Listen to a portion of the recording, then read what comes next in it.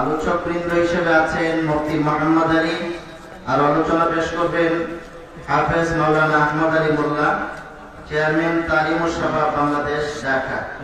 এছাড়াও অনেক উলামায়ে কেরাম আসবে, আপনাদেরকে দাওয়াত করা হবে ইনশাআল্লাহ। আমাদের রাহুল ভাই আলোচনা পড়ি আমাদের মাঝে আলোচনা পেশ করবেন শাইখ আব্দুর রাজ্জাক বিন ইউসুফ হাফিজাহুল্লাহ। উনি এসে পড়েছেন আমাদের মাঝে, ইনশাআল্লাহ রাহুল ভাই পরে উনি আলোচনা করবেন। সবাইকে শহীদ বসুন।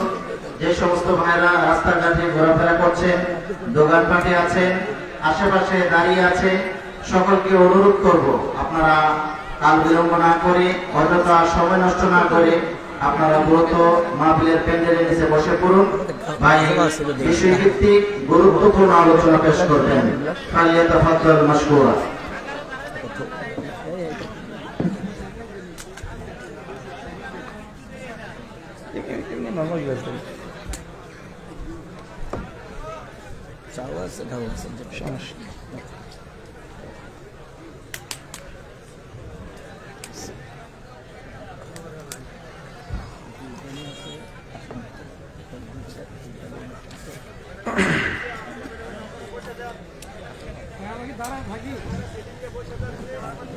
আসসালামু আলাইকুম ওয়া রাহমাতুল্লাহি ওয়া বারাকাতুহু।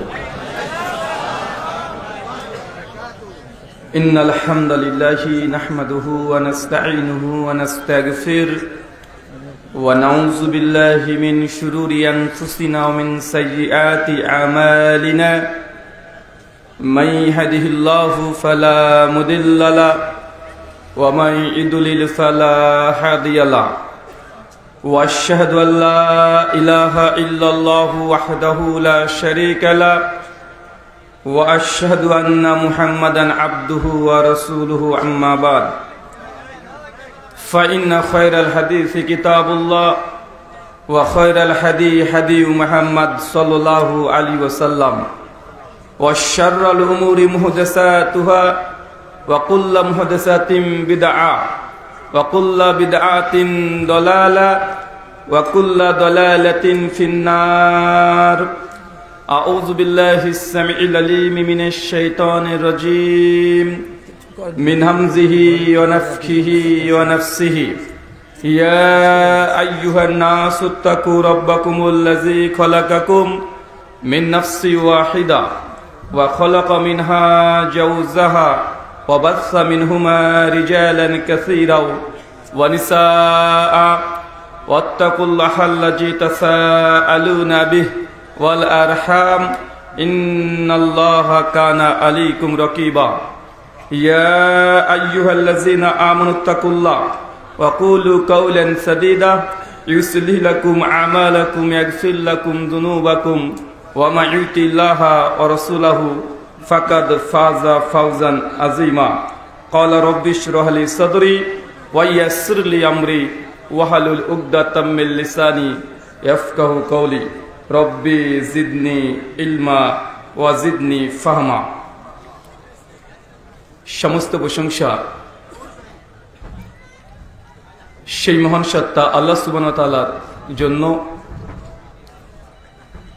যিনি আমাদের সৃষ্টি করেছেন। শুধু সৃষ্টি করেননি, এই পৃথিবীতে সহস্র কোটি মাখলুকাত সৃষ্টি করার পরেও যিনি আমাদের এই মানব জাতিকে সর্বশ্রেষ্ঠ জাতি,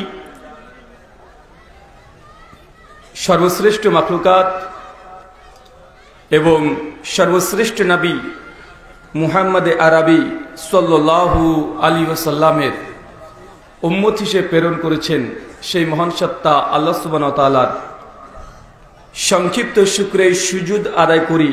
তা নিজেরই সে কোনো ভাষা দিয়ে সকলে এক বাক্যে পড়ি আলহামদুলিল্লাহ।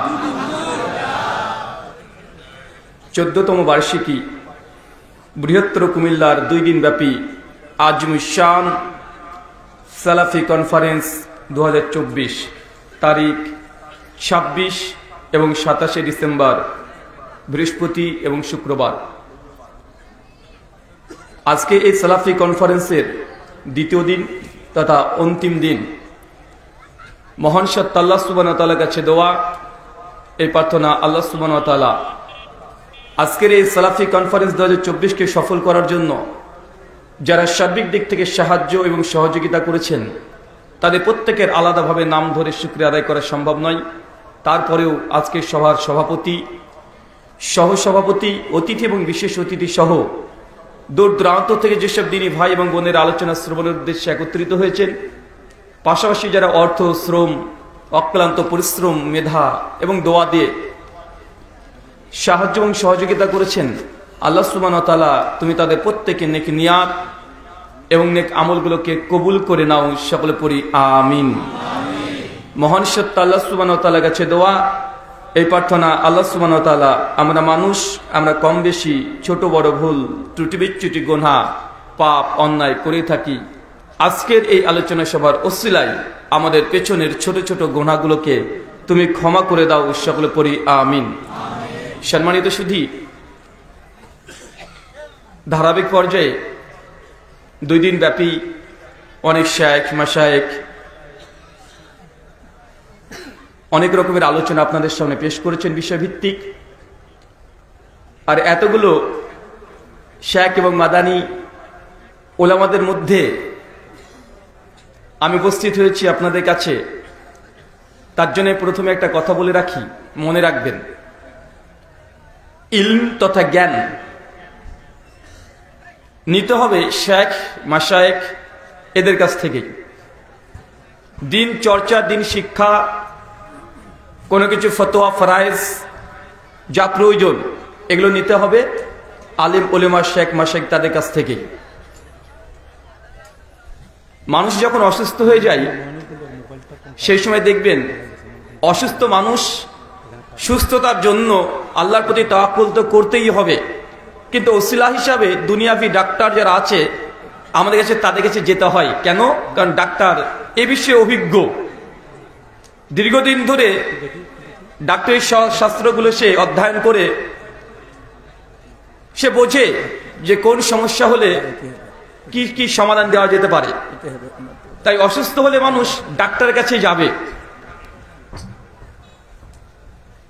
শরীয়তের ডাক্তার হচ্ছে আমাদের শেখ, মাশায়েখ, আলেম, উলামা তারা। কিন্তু পাশাপাশি দেখবেন একটা অসুস্থ রোগী যতই অসুস্থ হোক না কেন, আর গোটা বিশ্বের সমস্ত ডাক্তারকে যদি একত্রিত করে দেওয়া হয়, সে রোগী যদি এমনি অন্তরের দিক থেকে দুর্বল হয়ে যায়, ডিপ্রেশনে চলে যায়, তাহলে সেই সময়তে 2-4 জন মানুষ এমন কিছু লাগে। ডাক্তারের ওষুধ খাবে, ডাক্তার চর্চা করবে, পরিচর্যা করবে, এটা ঠিক, কিন্তু মানুষকে সুস্থতা আরো দ্রুত কিভাবে হয় এই জন্য কিছু মানুষ থাকে যারা শুধু তার পাশে গিয়ে তার পিঠে একটু হাত বুলিয়ে দিবে, মাথায় একটু হাত বুলিয়ে দিবে আর আশ্বাস দেবে যে ভাই কোনো সমস্যা হয়নি, ইনশাআল্লাহ তুমি ঠিক হয়ে যাবে। এমন মানুষ আছে না নাই? কথা বলেন তো। আমি হচ্ছে ডাক্তার নয়, ডাক্তার হচ্ছে শেখ, মাশায়েখ তারাই। আমি হচ্ছে এই মাথায় হাত বুলিয়ে দেওয়ার জন্য, পিঠে একটু হাত বুলিয়ে দেওয়ার জন্য ডাক্তারদের পাশে বসে একটু ঘোরাঘুরি করি, আর আপনাদের সামনে এই হাত বোলানোর কাজটা আমার। আমাকে আবার ডাক্তার ভাবিয়েন না, কথা বুঝতে পারলেন? ডাক্তার, শেখ, মাশায়েখ যারা আছে তারাই, তাদের কাছ থেকে দিন ইসলামের প্রকৃত জ্ঞান, আকীদা, ফিকহ এগুলো আপনারা নেবেন। তাই এই অনেকবারের মজলিসের মধ্যে আপনার সামনে উপস্থিত হয়েছি এবং আমাকে আলোচ্য বিষয় দেওয়া হয়েছে প্রচলিত ধর্ম বনাম প্রকৃত ধর্ম। আলোচনা 2 ভাগে বিভক্ত করা যায়, প্রচলিত ধর্ম এবং প্রকৃত ধর্ম। প্রচলিত ধর্ম বলতে ইসলাম ব্যতীত দুনিয়াতে যতগুলো ধর্ম দেখা যাচ্ছে এগুলো হচ্ছে প্রচলিত ধর্ম। আর প্রকৃত ধর্ম কেবলমাত্র শুধুমাত্র ইসলাম, যেটা আল্লাহ সুবহানাহু ওয়া তাআলা কোরআনুল কারীম সূরা আলে ইমরান সূরা নম্বর 3 আয়াত নম্বর 19 বলে দিয়েছেন, ইন্না দীনা ইনদাল্লাহিল ইসলাম। আল্লাহর কাছে একমাত্র জীবন ব্যবস্থা, লাইফস্টাইল সেটা হচ্ছে ইসলাম। ইসলাম ছাড়া যতগুলো প্রচলিত ধর্ম আছে আল্লাহ সুবহানাহু ওয়া তাআলা কোনগুলোকেই গ্রহণ বা অ্যাকসেপ্ট করবেন না। সূরা আলে ইমরান আয়াত নম্বর 85। আর উদ্দেশ্য যদি এটা হয় প্রচলিত ধর্ম বনাম প্রকৃত ধর্ম, আমরা দেখতে চাই এইভাবে যে ইসলামের মধ্যে আসলে প্রকৃত ধর্ম কোনটা আর প্রচলিত ধর্ম কোনটা। এখন যদি বৃহৎ আকারে ধারণ করি তাহলে গোটা বিশ্বের যতগুলো ধর্ম আছে সেগুলোকে আমরা প্রচলিত ধর্ম বলছি, যেটা কোরআনুল কারীম সূরা আলে ইমরান আয়াত নম্বর 85 এর মাধ্যমে খণ্ডন হয় যে ইসলাম ছাড়া অন্য কোনো মতবাদ, ইসলাম দর্শন আল্লাহ সুবহানাহু ওয়া তাআলা কিয়ামতের মাঠে গ্রহণ করবেন না। যারাই গ্রহণ করবে তারা মিনাল খাসিরিন, তারা ক্ষতিগ্রস্তের অন্তর্ভুক্ত হবে। আর যদি শুধু ইসলামই নেন, তাহলে ইসলামের প্রকৃত ধর্ম কোনটা? যারা কোরআনুল কারীম এবং হাদিসে মুবারাকার মাধ্যমে সালাফদের যে ফাহাম, সালাফদের যে বুঝ, সে বুঝ আমরা যেটা পাচ্ছি, এটাকে আমরা বলছি প্রকৃত ধর্ম। আর প্রচলিত ধর্ম কি? প্রচলিত ধর্ম, ধর্মের নামে মানুষ যেগুলো করছে সমাজে, অথচ সেগুলো প্রমাণ কিছু পাওয়া যায় না, বা পাওয়া গেলেও সে প্রমাণগুলো আসলে কোনো অথেন্টিক কোনো প্রমাণ নয়। আবার অথেন্টিক হলেও দেখছে তাদের ব্যাখ্যা বিশ্লেষণ, যেগুলো সালফে সলিহিন বা ফাহামুস সালাফ, সালাফদের যে বুঝ, এই বুঝ অনুযায়ী আমরা বুঝি নাই। চলেন আমরা একটার পর একটা আপনাদেরকে বোঝার চেষ্টা করব প্রচলিত ধর্ম বনাম প্রকৃত ধর্ম। চাচা, প্রচলিত ধর্ম কোনটা বলেন তো? হ্যাঁ, ইসলাম ছাড়া যত ধর্ম আছে সবগুলো প্রচলিত ধর্ম। আর প্রকৃত ধর্ম একমাত্র শুধুমাত্র ইসলাম। আচ্ছা চাচা, আর একটা কথা বলেন তো, শ্রেষ্ঠ ধর্ম কোনটা? জি, আমি বলি এই উত্তরটা ভুল। ইসলাম শ্রেষ্ঠ ধর্ম এই কথা বললে ইসলামকে দুর্বলতা দেখানো হয়। কেন? কারণ শ্রেষ্ঠ এই শব্দটা আমরা তখনই ব্যবহার করি যেমন গুড, বেটার, বেস্ট, ভালো, তার চাইতে একটু ভালো, সবচাইতে ভালো। যখন বলছি ইসলাম শ্রেষ্ঠ ধর্ম মানে সবচাইতে ভালো ধর্ম, তার মানে পরোক্ষভাবে অন্য কয়েকটা ধর্মকে আপনি স্বীকার করে নিয়েছেন যে সনাতন ধর্ম ভালো, খ্রিস্টান ধর্ম আরো ভালো, কিন্তু ইসলাম একদম শ্রেষ্ঠ ধর্ম, সবচেয়ে ভালো ধর্ম। কথাটা এমন হয়ে গেল না? কে তার জন্য ইসলাম শ্রেষ্ঠ ধর্ম নয়। অবশ্যই ইসলামের একটা গুণ শ্রেষ্ঠত্ব, কিন্তু ইসলাম আল্লাহ বলেনি যে এটা শ্রেষ্ঠ ধর্ম, বরং ইসলাম হচ্ছে একমাত্র ধর্ম। আর বাকি যত মতবাদ দেখছেন, এই মতবাদগুলো মানুষের তৈরি করা, মানুষের রচনা করা। তাই এই পয়েন্টটাকে আগে বুঝেন। আমাদের সোশ্যাল বা সমাজে এই ভুল ধারণাটাও অনেক মানুষের মধ্যে আছে। চলেন প্রচলিত ধর্ম যেগুলো চলছে আর প্রকৃত ধর্মের সে পার্থক্য কি? প্রথম পার্থক্য যদি দেখতে যান, ইসলামের সঙ্গে অন্যান্য ধর্মের মূল পার্থক্য, ইসলাম হচ্ছে একটা অবিকৃত দিন। কি বললাম বলেন তো? অবিকৃত দিন। এর মধ্যে কোনো পরিবর্তন বা পরিবর্ধন এটা করা সম্ভব নয়, বা আজ পর্যন্ত হয়ওনি। কিন্তু পৃথিবীর যতগুলো ধর্ম আছে দেখবেন প্রত্যেকটা ধর্মের মধ্যে বিকৃতি সাধন হয়েছে। কয়েকটা উদাহরণ দিই, বুঝতে পারবেন। যদি খ্রিস্টানদের বাইবেল পড়েন, রিভাইজ স্ট্যান্ডার্ড ভার্সন, যেটা RSV বাইবেল, 7 নম্বর পৃষ্ঠায় প্রিফিক্সে লিখছে, at the king James version has been so serious defect. Bangla বিশুদ্ধ মানে এর পূর্বে আমাদের কাছে যে বাইবেলটা ছিল কিং জেমস ভার্সন, এই বাইবেলের মধ্যে অজস্র অসংখ্য ত্রুটি বিচ্যুতি ছিল। এটা লিখছে 1850 খ্রিস্টাব্দের বাইবেল, মানে আজ থেকে মাত্র 170 বছর আগেকার বাইবেলে খ্রিস্টান পণ্ডিত প্রায় 50 জন পণ্ডিত একত্রিত হয়ে একটা বাইবেল তারা লিপিবদ্ধ করেছে।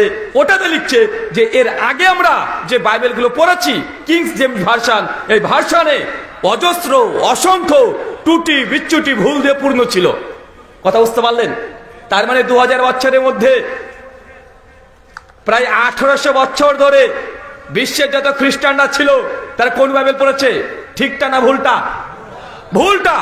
কেন? মাত্র 150 বছর আগে বলছে এই বাইবেলকে আমরা রিভাইজ করলাম।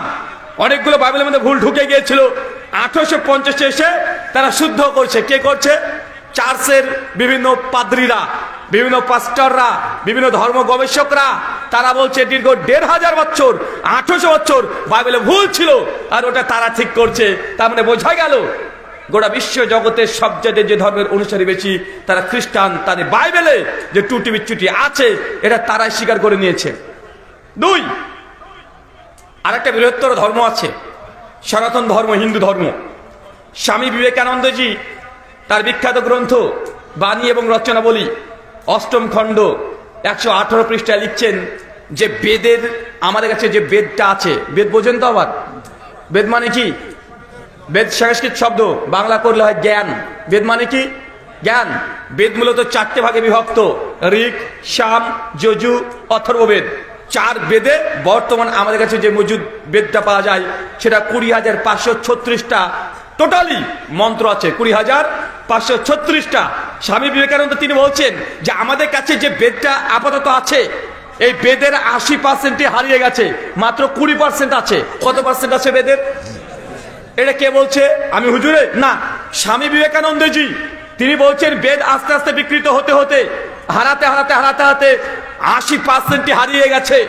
বেশিরভাগ সিংহভাগ অংশ বেদের হারিয়ে গেছে, মাত্র আমাদের কাছে 20%, 20% আছে।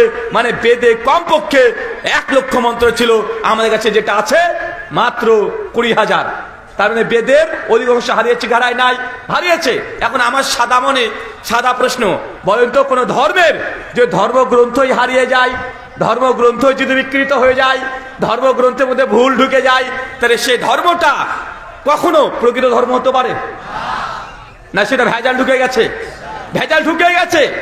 আর এই জন্য করে বিশ্বজগতে দেখবেন ইসলামের সঙ্গে অন্যান্য ধর্মের বড় চ্যালেঞ্জগুলোর মধ্যে একটা চ্যালেঞ্জ, গোটা পশ্চিমা বিশ্বাসকে ইসলামকে গ্রহণ করার অন্যতম একটা কারণ, তারা যখন দেখছে তাদের বাইবেল 1000টা ভার্সন, কয়েক হাজার শুধু বাইবেলের ভার্সন আছে।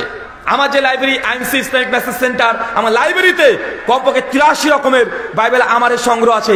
83 মানে 83 রকমের বাইবেল, মানে একটার সঙ্গে একটা মিল নেই। প্রোটেস্ট্যান্ট বাইবেল সেটা এক ধরনের, ক্যাথলিক বাইবেল আলাদা, অর্থোডক্স বাইবেল আলাদা, ফিলিপিয়ান বাইবেল আলাদা, একটার সঙ্গে আরেকটার মিলই নেই। আবার হিব্রু বাইবেল ওটার সঙ্গে আলাদা, একটা দুটা নয়, 83 খানা বাইবেল, 83 রকমের। আপনি ভাবতে পারেন যে না, মনে হয় 2-1টা শব্দের পরিবর্তন, 2-1টা শব্দের পরিবর্তন না, 2-1টা চ্যাপ্টারই গায়েব। যেটা প্রোটেস্ট্যান্ট বাইবেল টোটাল 72 খানা অধ্যায় আছে, যেটা ক্যাথলিক বাইবেল ওদেরটা প্রায় 78 খানা আছে।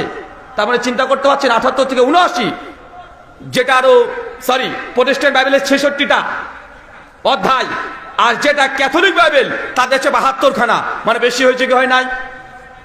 আর যেটা অর্থোডক্স বাইবেল ওটাতে আছে প্রায় 80 খানা। এক একটা বাইবেলে শুধু একটা শব্দ দুটো শব্দের পরিবর্তন না, মানে গোটা গোটা চ্যাপ্টার, গোটা গোটা অধ্যায় গোটাটাই গায়েব করে দিয়েছে, আর কারো কাছে সংযুক্ত করেছে। কোরআনুল কারীমে আল্লাহ সুবহানাহু ওয়া তাআলা এই জন্য বলেছিলেন যে ইহুদিদের কাছে আল্লাহ সুবহানাহু ওয়া তাআলা তিনি তওরাত দিয়েছিলেন, জাবুর, ইনজিল তাদেরকে দিয়েছেন, তো তারা কিছু অংশ হারিয়ে ফেলেছে, কিছু অংশ ভুলে গেছে, আর কিছু অংশ যেগুলো ভুলে গেছে মানুষের জিজ্ঞাসা করেছে মনে নাই, হুজুররা নিজেরা ঢুকিয়ে দিয়েছে। মানে কথা বুঝতে পারলেন না?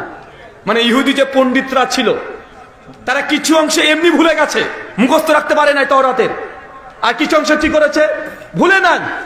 তবে মানুষ যখন তাকে প্রশ্ন করেছে, এখন এই পাদ্রী সাহেবের বিরুদ্ধে চলে গেছে, এখন ওই আয়াতকে তারা বিকৃত করেছে, আছে এক বলেছে আর এক, আর কিছু অংশে সত্যি ভুলে গেছে। মানুষ যখন জিজ্ঞেস করেছে কি নিজের তরফ থেকে 2-4টা ঢুকিয়ে দিয়েছে। এখন আমাদের আলেম সমাজের মধ্যে এই তাহারিফগুলো এখনো দেখা যায়, এই পরিবর্তনগুলো এখনো দেখা যায়। ইহুদিদের মধ্যে যে লক্ষ্য করা গিয়েছে, তারা ধর্মকে বিকৃত করার মূল কাজ, মূল পয়েন্ট করেছিল এটা যে তওরাতকে গোটাটাই তার বিকৃত করতো না।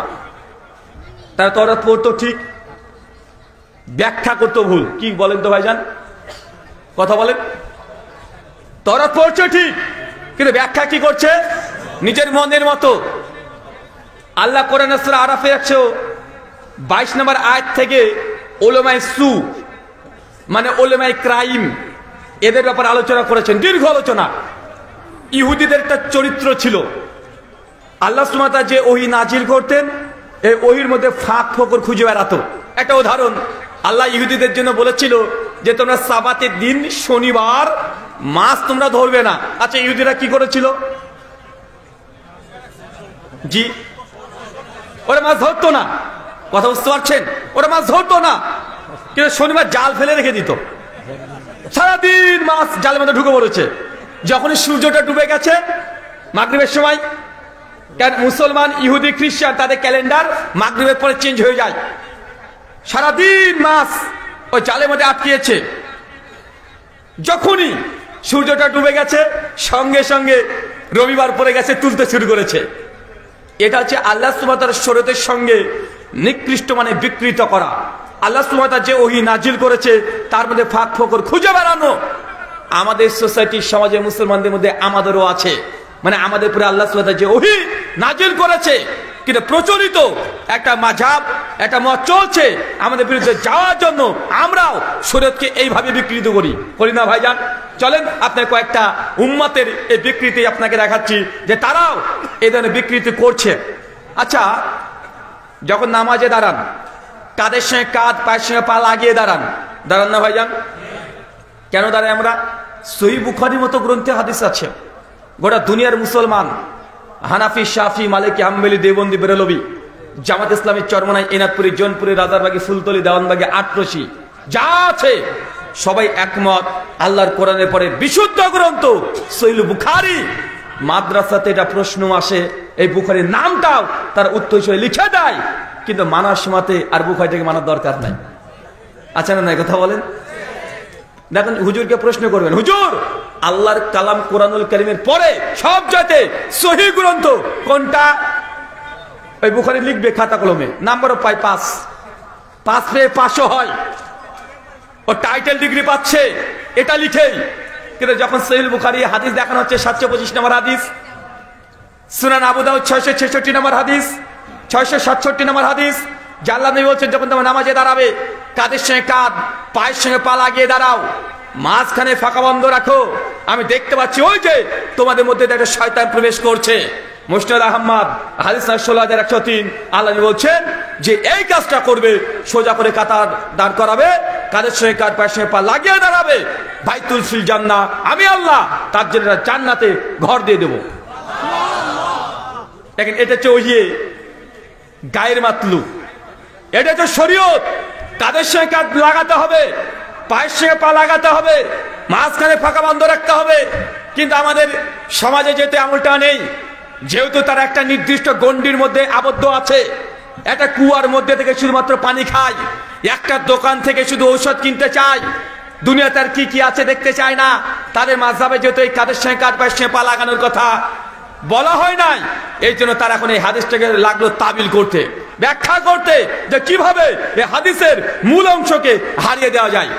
মাওলানা আশরাফ আলী থানভী, নাম না নিলেও নয়, জাস্টিস তাকি উসমানী দারসে তিরমিজির মধ্যে হাদিসটাকে নিয়ে এসেছেন, এনে বলছেন এই হাদিসের মূল উদ্দেশ্য এটা নয় যে কাঁধের সঙ্গে কাঁধ লাগানো, বরং এটার উদ্দেশ্য শুধু লাইনটাকে সোজা করলেই হবে। কথা বুঝতে পারলেন না? ডাইরেক্ট হাদিস, কাঁধের সঙ্গে কাঁধ, পায়ের সঙ্গে পা লাগাও, দুজনের মধ্যে ফাঁকা বন্ধ রাখো। আর ওরা 4 ইঞ্চি করে ফাঁকা রেখে দিয়েছে। তারা বলছে যে এর উদ্দেশ্য এটা নয় যে কাতারটাকে সোজা করা, এটা উদ্দেশ্য, কাঁধের সঙ্গে কাঁধ, পায়ের সঙ্গে পা লাগানোর উদ্দেশ্য নয়। কেন? এবার যুক্তি দেখাচ্ছে। এখন ইঞ্জিনিয়ার সাহেব যুক্তি ফিট করছে, কি বলছে? একজন 3 ফিট, একজন 6 ফিট, কিভাবে বাপু কাঁধ লাগাবে? কিভাবে কাঁধ লাগাবে? এটা তো সম্ভব নয়। আর একজন হয়তো চিৎকার দিয়ে বলছে, দেখো এই আহলে হাদিস লামাজেবে এরা আছে, এরা বলে যে কাঁধের সঙ্গে কাঁধ, পায়ের সঙ্গে পা লাগাতে হবে, ফাঁকা বন্ধ রাখতে হবে, ফাঁকা থাকলে নিয়ে শয়তান ঢোকে। তো ওরা দুই দিকে নচেত পায়ের সঙ্গে পা লাগিয়ে বন্ধ করে দিয়েছে, মাঝখানা কি হবে? মাঝখানা বুঝতে পারছেন না ভাইজান? যে মাঝের ফাঁকাটা কি হবে? এটা তো ফাঁকাই আছে। অতএব এই হাদিসের উদ্দেশ্য এটা নয় যে ফাঁকা বন্ধ রাখা, এবং এটা উদ্দেশ্য কাতারকে সোজা করা। তার মানে ইহুদিদের যে চরিত্র ছিল, ইহুদিরা যে নীতি অবলম্বন করেছে, তাদের যে কিয়াস, তারা ওহির উপরে কিয়াসকে প্রাধান্য দিয়েছে। আজকে বর্তমান যুগেও মুসলিম সমাজে দেখা যায় নিজের মাযহাব বা নিজের মতের বিরুদ্ধে গেলেই আমরা ওহিকেও বিকৃত করতে আমরা ছাড় দিই না, ওহিকে বিকৃত করে দিই। খুদ বদলতে নেই, কালাম কো বদল দেতি হে। আল্লামা ইকবাল তিনি আজ থেকে কয়েকশো বছর আগে বলেছে যে নিজে পরিবর্তন হবো না, কিন্তু আল্লাহ কালামকে আমরা বদলে দেব। খুদ বদলতি নেই লেকিন কালাম কো বদল দেতি হে, এই যে ইহুদিদের সিফাত। কিন্তু বর্তমান বিশ্বে দেখেন মুসলমানরা এটাই করছে।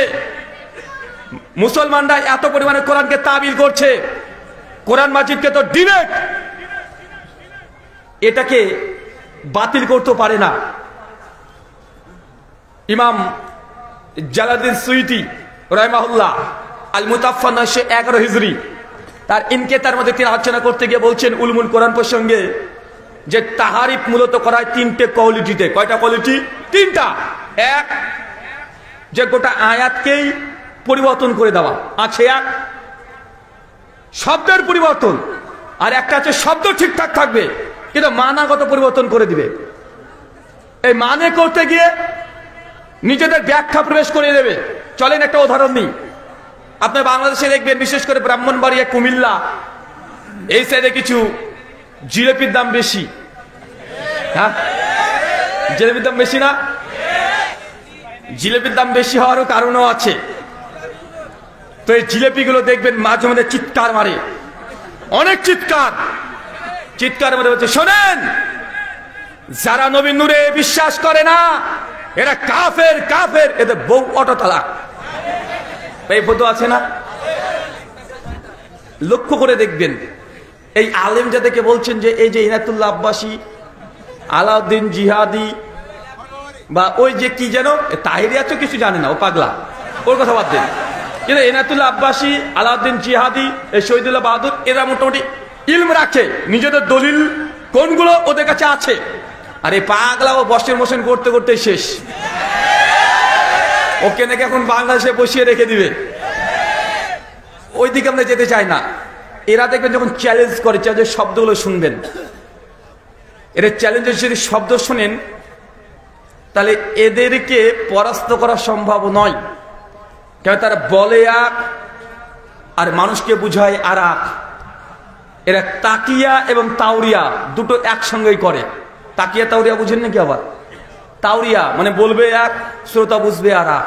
যখন বলছে যারা নবী নূরে বিশ্বাস করে না তাদের বউ অটো তালাক, তারা কাফের, কথা কিন্তু ঠিকই বলেছে। এই কথা কিন্তু ঠিক।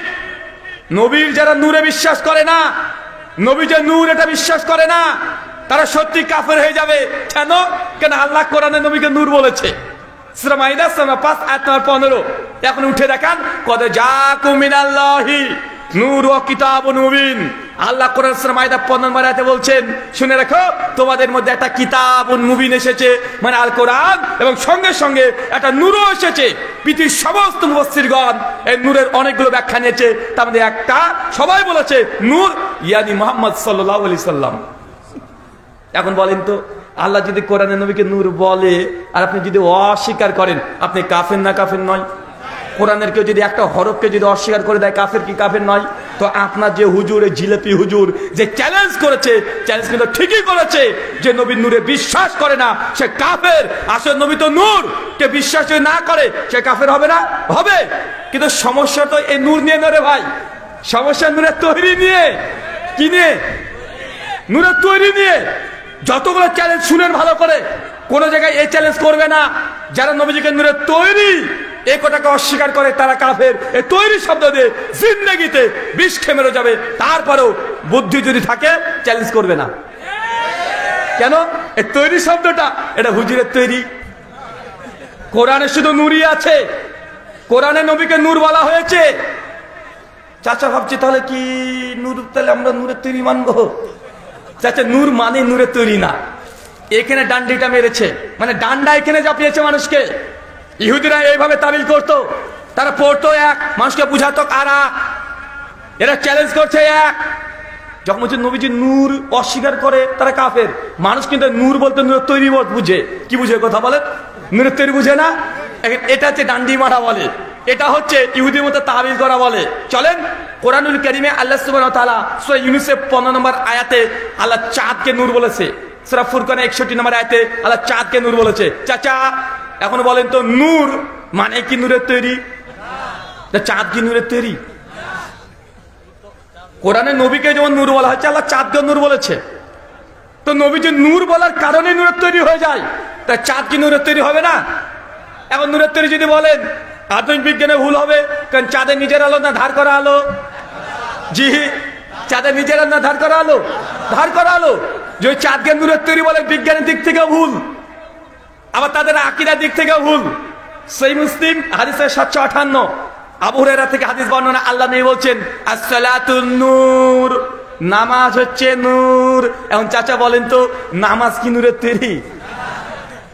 তো এগুলোকে কে বুঝাবে? এই জিলেপিগুলোতে এইভাবে পেঁয়াজটা মারছে। জিলেপির যেমন পেঁয়াজ, এদের কথাও তেমন পেঁয়াজ। আরে ভাই, নূর বলতে নূরের তৈরি নয়। যে তাই হয় তো নামাজ আর কিভাবে নূরের তৈরি হবে? এ কে চিজ হে ভাই? কেউ যদি নামাজ নূরের তৈরি, ও তো আগে হার্ট অ্যাটাক করবে। এটা আবার কি শুনলাম? সূরা মাইদা আয়াত 44, 46, 67 আল্লাহ তিনটে জায়গাতে তিনটে আয়াতে তওরাত, জাবুর, ইনজিল তিনটে আসমানি গ্রন্থকে আল্লাহ নূরের, আল্লাহ কি বলেছে? নূর। কি বলেছে কথা বলেন? নূর, ফুরকান, মুনির, এই শব্দ তওরাত, জাবুর, ইনজিলের জন্য ব্যবহার করা হয়েছে। চাচা বলেন তো, তওরাত, জাবুর, ইনজিল কি নূরের তৈরি? হ্যাঁ, নূরের তৈরি না? সমস্যা হচ্ছে এটাই, আল্লাহ তওরাতকে নূর বলেছে, কিন্তু পৃথিবীর কেউ মানে না তওরাত নূরের তৈরি। এমনকি যে জিলেপি গুলো নবীকে নূরের তৈরি বলে চিৎকার মানে তারাও মানে না। অথচ এই তওরাত, জাবুর, ইনজিলকে কোরআনে নূর বলা হয়েছে। চাঁদকে আল্লাহ নূর বলেছে, আগুনকে আল্লাহ সূরা বাকারা 24-25 নম্বর আয়াতে নূর বলেছে। হাদিসের মধ্যে একাধিক জিনিসকে আল্লাহ সুবহানাহু ওয়া তাআলা নবী নূর বলেছে। এমনকি সালাত, এটাকে নূর বলা হয়েছে। তো সবগুলো নূর, কোনোটাই নূরের তৈরি নয়, কিন্তু নবীজি নূরের তৈরি হয়ে গেছে। একই জিনিস আছে না নাই? কথা বলেন। আচ্ছা চাচা, আপনার বোঝার মতো করে বলি। আচ্ছা, নূর মানে কি বলেন তো? আলো, জ্যোতি, লাইট, এগুলোর জন্য নূর ব্যবহার করা হয়। তাহলে চাঁদকে কেন নূর বললো? চাঁদ রাত্রে তো মোটামুটি একটু আলো দেখায়। কোরআনকে কেন নূর বলেছে? হেদায়েতের নূর, মানুষকে জাহান্নাম থেকে জান্নাতে দেখাবে। তওরাতকে কেন নূর বলা হয়েছে? একই উদ্দেশ্য, হেদায়েতের নূর, মানুষকে জাহান্নাম থেকে জান্নাতের রাস্তা দেখাবে। সালাতকে কেন নূর বলা হয়েছে? সালাতের মাধ্যমে মানুষকে জান্নাতে নিয়ে যাবে। সালাত না পড়লে সে কাফের, জাহান্নামে যাবে। তো এইটা হচ্ছে হাকিকি অর্থ নয়, এটা হচ্ছে সিফাত। এটা কি কথা বলেন? এই হচ্ছে সিফাত, এটা মাজাজান অর্থ ব্যবহার করা হয়। এটা হচ্ছে এই জিনিসগুলোর মাহাত্ম্য বর্ণনা করতে গিয়ে এটা গুণ, যে নবী সাল্লাল্লাহু আলাইহি সাল্লাম তিনিও নূর। কেন নূর? কারণ তিনি হচ্ছে মানুষকে জাহান্নাম থেকে জান্নাতের রাস্তা দেখাবেন। এই জন্য এটা তার বৈশিষ্ট্য, এটা গুণ, অ্যাট্রিবিউটস, সিফাত। কিন্তু এই সিফাতকে তারা হাকিকি অর্থ নিচ্ছে। কথা কি বুঝতে পারলেন না? কথা বোঝা যাচ্ছে? আসলে এর উদ্দেশ্য যে নবীজির বৈশিষ্ট্য দিক থেকে তিনি নূর, মানুষকে জান্নাতের রাস্তা দেখাচ্ছে, জাহান্নাম থেকে দূরে রাখছে, এটা তার গুণ। কিন্তু এটাকে তারা করে দিল যে নবীজি কিসের তৈরি? নূরের তৈরি না মাটির তৈরি? সহজ সমাধান।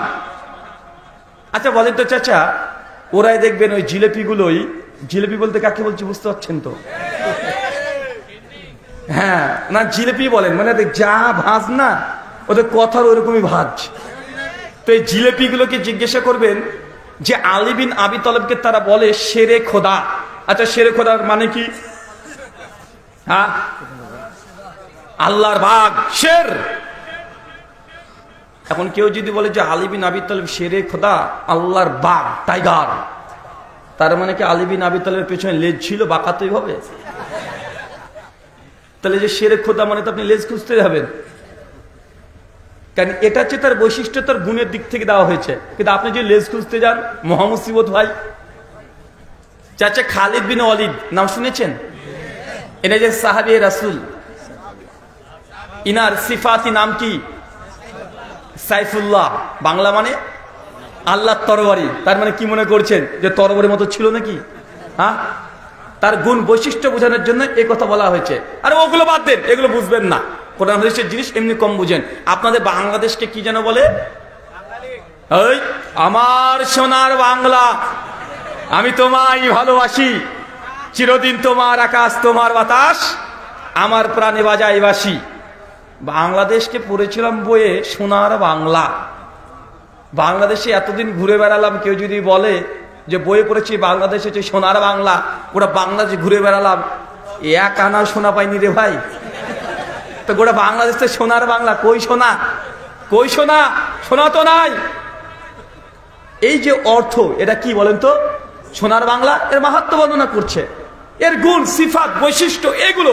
মানে কোন টাল পাগল জিলেপি এসে যদি সত্যি এখন বাংলাদেশে খুঁজতে আসে কোথায় পাবো সোনা, খুঁজে বেড়ায়, পাবে কি? কথা বলেন তো। নবী আলাইহিস সালামকে নূরের তৈরি বলা হয়েছে না, নবীকে নূর বলা হয়েছে কারণ মানুষকে নবী জান্নাতের রাস্তা দেখাবে, জাহান্নাম থেকে দূরে রাখবে। এই জন্যই নবী আলাইহিস সালামকে নূর বলা হয়েছে। কিন্তু আমরা বুঝে নিলাম নূর মানে নূরের তৈরি, এক ঘাট বেশি বোঝা। এটা কি বলেন তো? এই অতিরিক্ত এক লাইন বুঝলো কেন? জিলেপি খাওয়ার জন্য। এটা অতিরিক্ত বোঝাটাই জিলেপি খাওয়ার জন্য। প্রত্যেকটা আকীদার মধ্যে এই জিনিসই ঢুকেছে। চলেন একটা আকীদা দেখাই, প্রচলিত আকীদা বনাম প্রকৃত আকীদা বক্তব্যের বিষয় দিলেও হতো। আচ্ছা, আল্লাহ নবী আলাইহিস সালাম হায়াতুল আম্বিয়া ফিল কুবুর, এটা নিয়ে জিলেপিরা খুব বেশি মাতামাতি করে না? হ্যাঁ, আহলে হাদিস, এরা লামা যাবি, নবীকে নূরের তৈরি মানে না। এরা আহলে গায়ের মুকাল্লিদ, এরা নবীকে হায়াতুল নবী মানে না। এ কথা বলে না ভাইজান?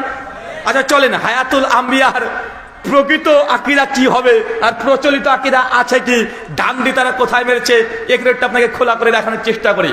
ইমাম বাইহাকি রাহিমাহুল্লাহ আল মুতাফা 458 হিজরি, তার একটা গ্রন্থে আছে হায়াতুল আম্বিয়া ফিল কুবুর, এই বিষয়ে করে বই রচনা করেছেন। আচ্ছা বলেন তো, আল্লাহর যত নবী এবং রাসূলগণ আছেন, যত নবী রাসূল আছেন, তারা মৃত্যুবরণ করেছে কি করে নাই? একজন করেনি, তার নাম ঈসা আলাইহিস সালাম। তিনি আবারও আসবেন। ওমা কাতালুহু ওমা সালাবুহু, তাকে ক্রুশবিদ্ধ করে নাই, হত্যা করে নাই। সূরা নিসা আয়াত নম্বর 57। যতগুলো নবী রাসূল আছে সবাই তারা মৃত্যুবরণ করেছে কি করে নাই? এবার নবী ঈসা বাদ দিয়ে করেছে। আমাদের নবী তিনি মৃত্যুবরণ করেছে কি করে নাই? করেছে। সুনান আবি দাউদ কিতাবুল জানাইজ হাদিস নম্বর 1091, দুনিয়াতে কোন নবী রাসূলের যদি দুনিয়া থেকে চলে যায়, মৃত্যুবরণ করে, তাদের শরীর মুবারক এই জমিন মাটি হজম করতে পারবে না। কি বললাম কথা বলেন? আল্লাহর নবীর কবরের মধ্যে যতগুলো নবী রাসূল আছে প্রত্যেকেই তাদের শরীর যেমন নিয়ে ঢুকেছে ওই রকমই শরীর থাকবে, মাটি শরীর হজম করতে পারবে না। এই ব্যাপারে শুনে আবু দাউদের হাদিসটি স্পষ্ট মজুদ। আর এটা হচ্ছে আহলুস সুন্নাহ ওয়াল জামাতের আকীদা। প্রকৃত শেখ আল্লামা নাসিরুদ্দিন আলবানী সিলসিলা হাদিসের সহিহের মধ্যে এই হাদিস আনা পরে তিনি অনেক লম্বা আলোচনা করেছেন। ইমাম আসকালানী ফাতুল বারীর মধ্যে আলোচনা করেছেন। ওইদিকে যাচ্ছি না, জাস্ট প্রচলিত আকীদা এবং প্রকৃত আকীদা কোথায় গেছে এটা বোঝাবো আপনাকে। 2, তাদের দাবি আল্লাহর নবী কবরের মধ্যে জীবিত আছে এবং পাশাপাশি জীবিত থাকা অবস্থায় দুনিয়ার সমস্ত কিছু নবী দেখতেও পায়, শুনতেও পায়। কথা কি বুঝতে পারলেন চাচা? এবার আমাদের আকীদা কি? 1, নবী কবরে আছেন। 2, নবীজি মৃত্যুবরণ করেছেন। 3, কবরে এখন আল্লাহর নবী সাল্লাল্লাহু আলাইহি সাল্লামকে বা যতগুলো নবী রাসূল আছে তাদেরকে সময় সাপেক্ষে আল্লাহ তাআলা জীবিত করেন, দুরূদ যখন পাঠানো হয় এটা শ্রবণের জন্য। 4, নবীর শরীর মুবারক মাটি হজম করতে পারবে না। 5, দুনিয়ার সঙ্গে তার কোনো কানেকশন আর নাই। এটা হচ্ছে আমাদের আহলুস সুন্নাহ ওয়াল জামাতের এটা আকীদা, ইজমাই আকীদা। তারা এখানে কত জায়গাতে একটু একটু 19-20 করেছে, চলেন এবার দেখাই। 1, ওরা বলছে যে না, নবীজি কবরে আছেন, জীবিত আছেন এবং দুনিয়ার সমস্ত খোঁজ নবীর কাছে আছেন। নবীজি মদিনা থেকে ওরা দুনিয়াকে দেখতে পান, শুনতে পান, এটা তাদের আকীদা। চাচা, যখন আপনি রুহের জগতে ছিলেন, রুহের জগৎ থেকে যখন মাতৃগর্ভে চলে আসলেন, রুহের জগতের কথা মনে আছে? কথা বলেন। আচ্ছা, মাতৃজগৎ গর্ভে যখন ছিলেন, এই জগৎ থেকে যখন দুনিয়াবী জীবনে চলে আসলেন, তাই মাতৃগর্ভে কিভাবে ছিলেন এই কথা মনে আছে? তো আপনি এই জগৎ থেকে যখন বারজাকি জগতে যাবেন, সেই জগতে সেই কানেকশন কিভাবে থাকে রে ভাই? কথা মনে বুঝতে পারলেন না? আরে একটা জগৎ থেকে আর একটা জগতে যখন আসছেন, কানেকশন ডিসকানেক্ট হয়ে যাবে। রুহের জগৎ থেকে যখন মাতৃগর্ভে এসেছেন, রুহের জগতের সঙ্গে কানেকশন কি হয়? ডিসকানেক্ট হয়ে গেছে। রুহের জগৎ থেকে মাতৃগর্ভে এসেছেন, আবার আপনার কানেকশন কেটে যাবে। আবার মাতৃগর্ভ থেকে যখন দুনিয়াতে আসবেন, সমস্ত কানেকশন কেটে যায়। তো দুনিয়া থেকে যখন বারজাকি জীবনে যাবেন, আপনার কানেকশন আছে না কাটবে? কেটে যাবে। কিন্তু তারা এটা মানতে রাজি নয়। কেন? এইখানে অনেক জিলেপি পাওয়া যায়। কারণ নবীকে যদি প্রমাণ করতে পারে নবী যে দুনিয়ার সবকিছু জানে কবর থেকে, আর কবর থেকে যদি এগুলো প্রমাণ করতে পারে নবীর হাদিস দিয়ে, তাহলে তাদের পীর, বুজুর্গ, অলি গলি সবার কবরে গিয়ে তারা ব্যবসা করতে পারবে, চাদর দিতে পারবে, মোমবাতি দিতে পারবে, রমরম বাজার চলবে। এই জন্য তাদের চেষ্টা যে কোনো মূল্যে এই আকীদাকে প্রমাণ করো, আর কবর বাজারের ব্যবসাকে একদম গরম করে রেখে দাও। সব জায়গাতে আছে ব্যবসা, সব জায়গায় আছে। চলেন আরেকটু বুঝাই আপনাকে। নবী আলাইহিস সালাম কবরের মধ্যে জীবিত না মৃত? কথা বলেন। জীবিত। আমি বলেছিলাম ওই জিলেপিকে যে ভাই হায়াতুল আম্বিয়া নিয়ে এত কাদাকাটি কেন গো তোমার? কবরের মধ্যে কি শুধু নবী জীবিত, আর কেউ জীবিত না? চাচা, এই হাদিস কয়েক কোটিবার আপনি শুনেছেন। মানুষ যখন মারা যায়, জানাজা পড়ে যখন ফিরে আসছেন, তখন পায়ের আওয়াজ ওই মৃত মানুষ শুনতে পায়। শুনতে পায় কি পায় না? তার মৃত মানুষ না জীবিত মানুষ? এখন মরা তো শুনছে কি হবে? কথা বুঝতে পারলেন না? আল্লাহ নিয়ে বলছেন ফেরেশতারা আসবে, 3টে প্রশ্ন করবে, 3টে প্রশ্নের অ্যান্সার করে দিবে। তো প্রশ্ন যখন করছে সে জীবিত না মৃত? মানুষ চলে যাওয়ার সঙ্গে সঙ্গে ফেরেশতারা কবরে প্রবেশ করে, 3টে প্রশ্ন করবে। 3টে প্রশ্ন করেই যদি অ্যান্সার সঠিক হয় আর একটা প্রশ্ন করবে। আসলে কবরে প্রশ্ন কয়টা বলেন তো? 4টা। 3টে প্রশ্ন করার পরে অ্যান্সার যদি ঠিক বলতে পারে তাহলে আর একটা প্রশ্ন করবে। যদি মুমিন হয় জান্নাত থেকে সুরঙ্গ করে দিবে কবর পর্যন্ত, সুগন্ধি। জান্নাতে ফিলিক্স নিবে আর ঘুমাবে, চললো একদম কিয়ামত পর্যন্ত, ঘুম ভাঙবে কিয়ামত। চাচা, তাহলে বোঝা গেল মরার পরে তাকে তাজা করা হয়। তাজা করা হয় না? আচ্ছা, যদি কাফের হয় কি করবে? কি করবে? কিয়ামত পর্যন্ত তখন কি চলবে? আযাব চলবে।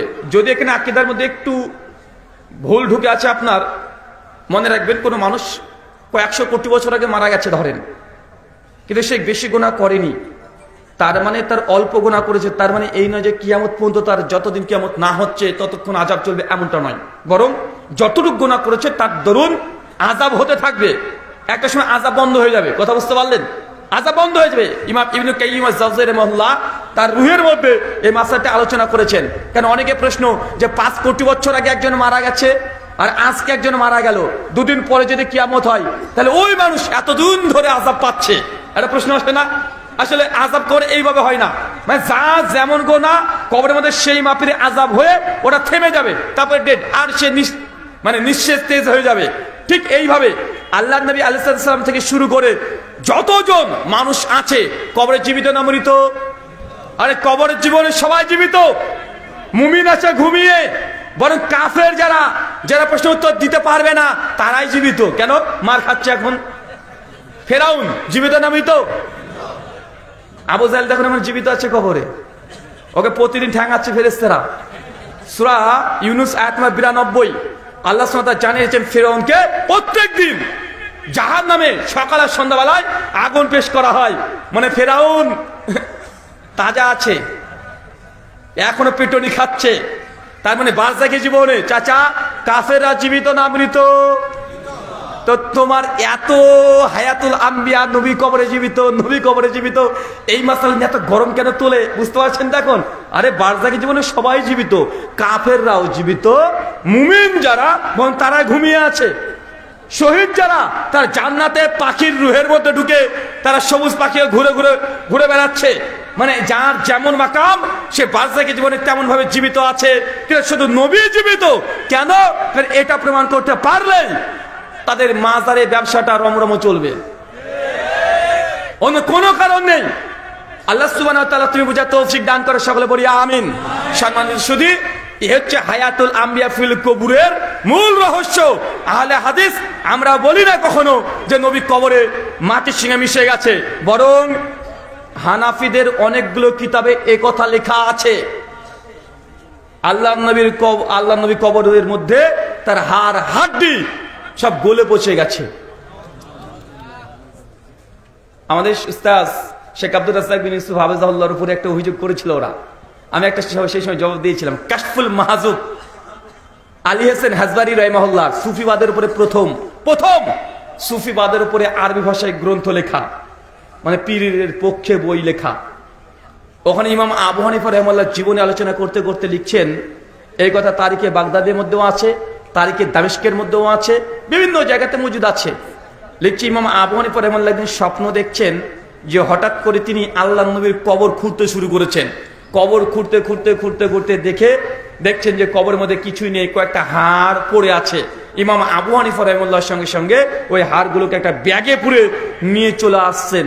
তার মানে বোঝা গেল এই যে স্বপ্ন বুঝতে পারলেন তো? ডাল মে কুছ কালা নেই হ্যাঁ বলকে পুরা ডালই কালা হ্যাঁ। বুঝতে পারলেন না? আরে ডালের মধ্যে কিছু কালো এটা না, গোটা ডালটাই কালো।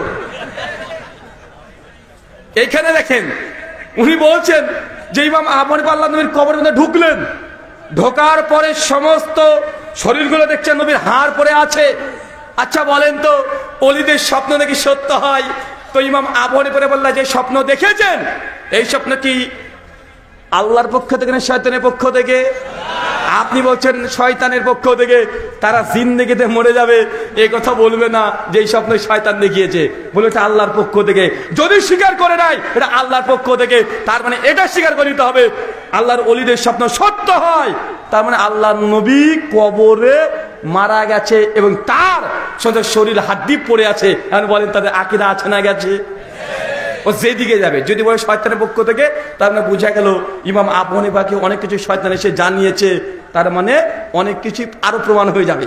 হবে কি হবে না? তাই যেদিকে যাক সেদিকে মুসিবতে পড়লেন। চলেন আমি আর একটা জিনিস আপনাকে দেখাই। আচ্ছা প্রচলিত আছে না যে আমাদের ইমাম সাহেব 40 বছর, একদিন দুই দিন না রে বাবা, কয় বছর কি করেছে বলেন তো?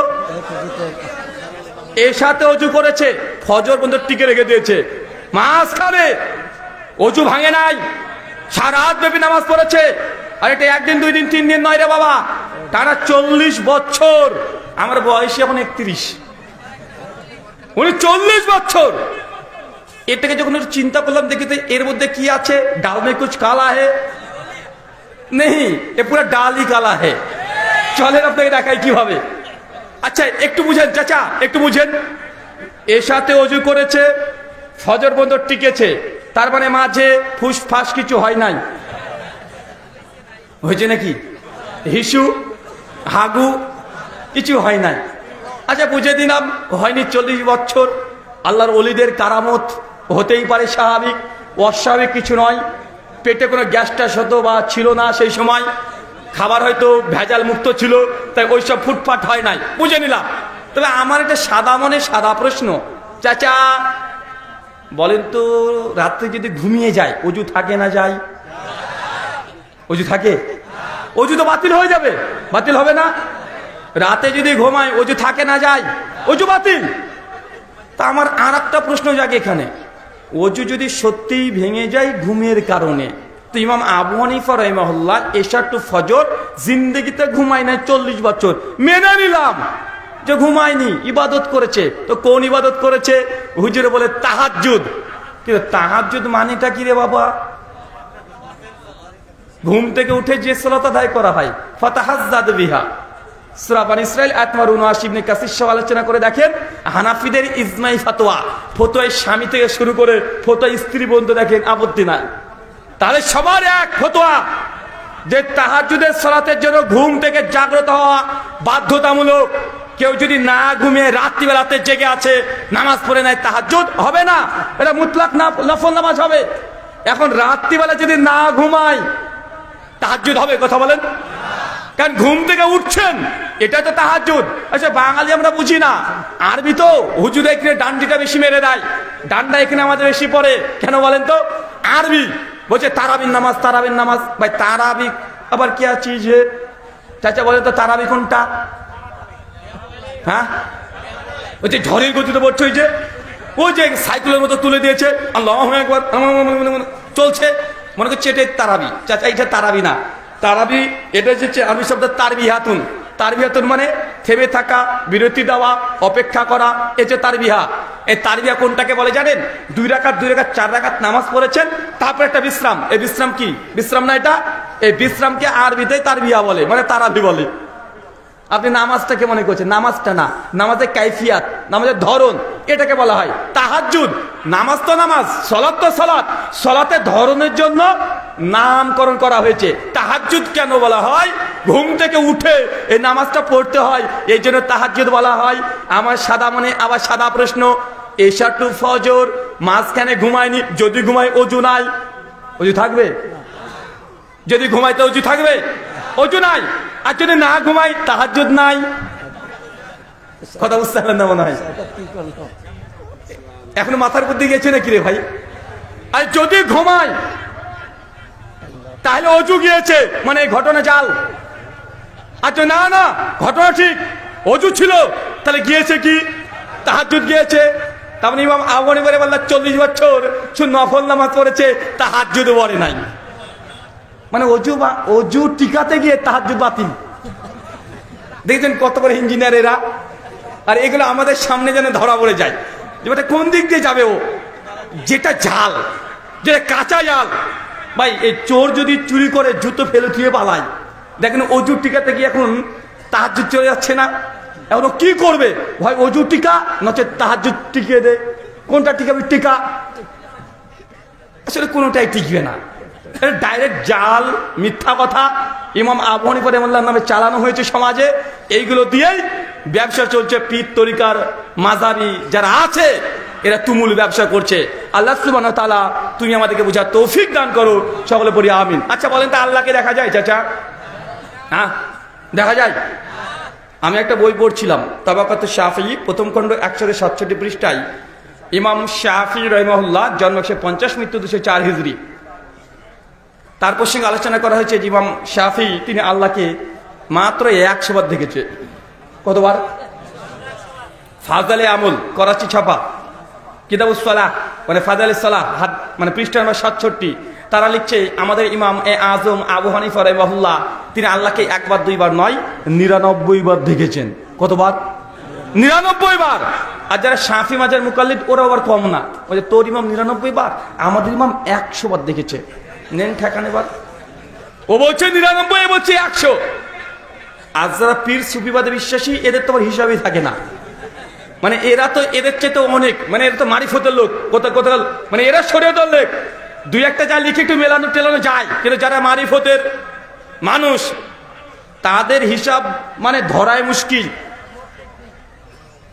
প্রথম পীরকে জানেন আপনারা? তো মনে করেন বড় পীর আব্দুল কাদের জিলানী, না, তার আগেও একজন পীর ছিল বাইজিদ বুস্তামি, নাম শোনেন নাই? হ্যাঁ, বাইজিদ বুস্তামির সিলসিলা, এটাকে বলে জুনাইদি সিলসিলা।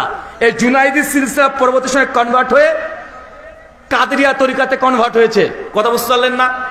সেই সময় 12টা তরিকা ছিল, এই তার জুনাইদ একটা তরিকা, আর এই জুনাইদের তরিকায় বাইজিদ বুস্তামি গ্রহণ করেছে। বাইজিদ বুস্তামি এই তরিকা আস্তে আস্তে আস্তে কনভার্ট হয়ে বর্তমান যারা কাদেরি নামের শেষে কাদেরি দেখছেন না, এরা সেই মানহাজের মানুষ। তা তাজকিরাতুল আউলিয়া 2য় খণ্ড 428 থেকে 460 পৃষ্ঠা পর্যন্ত আলোচনা করছে বাইজিদ বুস্তামির জীবনী। একটা অধ্যায় আছে যে বাইজিদের মেরাজ। কার মেরাজ? খুঁজে দেখেন, বাইজিদের মেরাজ। লিখছে যে বাইজিদ বুস্তামি এত বড় আল্লাহর ওলি ছিল, সে 1 দিন 2 বার নয় আল্লাহকে 1001 বার দেখেছে। নেন ঠেলা এবার। আর 1 বার 2 বার নয়, ও 1000 বার মেরাজ করেছে। নবী আমার 1 বার 2 বার 3 বার করেছে, আর বাইজিদ বুস্তামি 1 বার 2 বার নয় 1000 বার করেছে। চিন্তা করতে পারছেন কত বড় আল্লাহর ওলি? আমার সাদা মনে সাদা প্রশ্ন, চাচা আল্লাহকে কি দেখা যায়? দেখা যায় না। মুসা আলাইহিস সালাম অনেক বড় মেজাজি নবী, একটু 19-20 হলেই হাতের পেশির যা জোর ছিল না। সূরা হুদ খুলেন 25 থেকে 40 নম্বর আয়াত। রাস্তা দিয়ে নবী মুসা যাচ্ছেন, মেজাজ খারাপই আছে, রোদ পড়ছে, সামনে থেকে দেখছে একটা দল আসছে, নবী মুসা আলাইহিস সালামের গোত্রের ভাইদের সঙ্গে দ্বন্দ্ব করছে, ঝামেলা করছে, বিতর্ক করছে। রেগে গেছে, হন হন করে হেঁটে চলে গেছে, মাঝখানে গিয়ে কলার ধরে থাঁতে 1 থাপ্পড় একখানে মেরে দিয়েছে, উল্টো ওখানে স্পট ডেট বুঝেন তো, 1 থাপ্পড়ে একদম শুয়ে পড়েছ। এটা তো মানুষ, মামুলি চিজ। সহিহ বুখারী 1348 নম্বর হাদিস। আল্লাহ বলছে মালাকুল মউত, তথা আপনার ভাষায় আজরাইল ফেরেশতাকে, আজরাইল যাও, মুসার সময় শেষ, রুহটাকে নিয়ে আসো। মালাকুল মউত ছুটে চলে এসেছে রুহটাকে কবজ করতে। কার বলেন তো? মুসা নবী। চলে আসছে, ঘরে ঢুকবে। মুসা দেখলে হাকিম মেরবদ আসছে, ঢুকার সময় সালাম দেয় নাই। কি দেয় নাই? সালাম দেয় নাই। মুসা আলাইহিস সালাম ঘুমাচ্ছেন, আরামসে ঘুমাচ্ছেন, গিয়ে খুঁচাখুচি শুরু করে দিয়েছে। মালাকুল মউত উঠেছে, দেখছে সামনে বসে আছে, দেখাও সারা 1 থাপ্পড় আবার। কাকে বলেন তো এবার? মালাকুল মউত। মানে যে প্রেস থেকে দেখে সবার হাঁটু কাঁপে, হিসু বেরিয়ে যায়। আর এই ফেরেশতাকে দেখে রাগ হয়ে গেছে, ঠাটে এক থাপ্পড়, আর যেই মেরেছে এই ডান চোখটা খুলে গড়াগড়ি খেলতে শুরু করে দিয়েছে নিচে।